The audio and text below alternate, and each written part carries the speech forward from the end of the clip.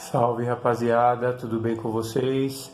Espero que todos vocês estejam bem, em paz e com saúde e que vocês se conservem assim para que em breve nós estejamos juntos novamente. Eu, professor Maurício, dando continuidade ao estudo dos logaritmos, nós vamos fazer uma sequência de vídeos falando sobre a função logarítmica, as suas características e os seus respectivos gráficos, ok? Então vamos lá. Seja um número real A, com esta restrição aqui, onde o A deve ser obrigatoriamente um número maior do que 0 e diferente de 1, ou seja, este A ele deve ser um número real positivo, ok? Diferente de 1. Definimos função logarítmica de base A, toda função f de reais positivos e diferentes de 0 em reais, tal que f de x é igual a log de x na base A. Aparentemente, isso parece um tanto complexo, mas é muito simples, pessoal. Então, vamos fazer uma breve retomada aqui. Vamos falar sobre os logaritmos. Então, logaritmo de x na base A, certo?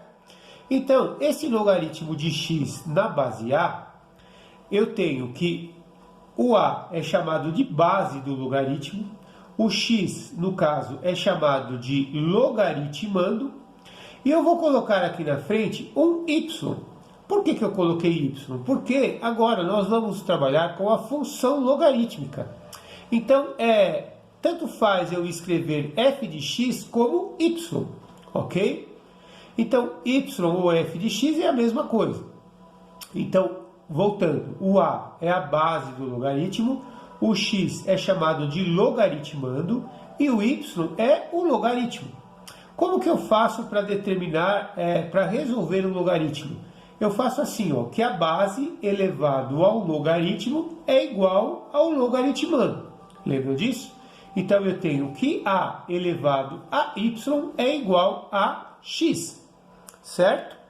Muito bem. Então, o que nós devemos sempre levar em consideração na função logarítmica é que este a aqui, que é a base da função, deve ser sempre um número maior do que 0 e diferente de 1. Ou seja, tem que ser um número real, positivo e diferente de 1, certo? Lembrando ainda que a função logarítmica deve ser de reais positivos e diferentes de 0 em reais.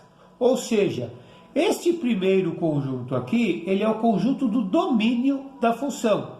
E esse domínio da função, que no caso é o conjunto dos valores de x, eles devem ser números positivos e diferentes de 0, ok? Lembrando que então eu tenho numa função a seguinte conotação no diagrama. Então, eu tenho aqui uma função de reais positivos e diferentes de 0 e aqui em reais, certo? Então, no caso, quem que é o domínio da função? O domínio da função são todos os valores de x, ou seja, o conjunto dos valores de x. E quem que é, no caso, o conjunto imagem da função? O conjunto imagem da função vai ser o conjunto de todas as imagens dos valores de x que pertencem ao conjunto do domínio, certo? Quem que vai ser isso então? Vai ser os valores de y. Então, eu tenho a seguinte relação entre x e y, onde o x é o domínio da função e o y é a imagem da função. Observação. O conjunto de partida das setinhas da função é o conjunto do domínio. E o conjunto de chegada da função é o contradomínio da função. Não confunda contradomínio da função com conjunto imagem. O conjunto imagem são todos os valores de y que estão se correspondendo com valores de x. Ok? Muito bem. Nesse sentido, então, observe que se o x, nesse caso, ele é o domínio da função e o y é a imagem da função, Quando eu tenho aqui na notação do logaritmo, o x é o domínio da função e o y é a imagem da função. Quando eu mudo essa notação do logaritmo para uma notação exponencial, o que vai acontecer? Quem que passa a ser, então, na função exponencial, a imagem da função? A imagem da função passa a ser quem?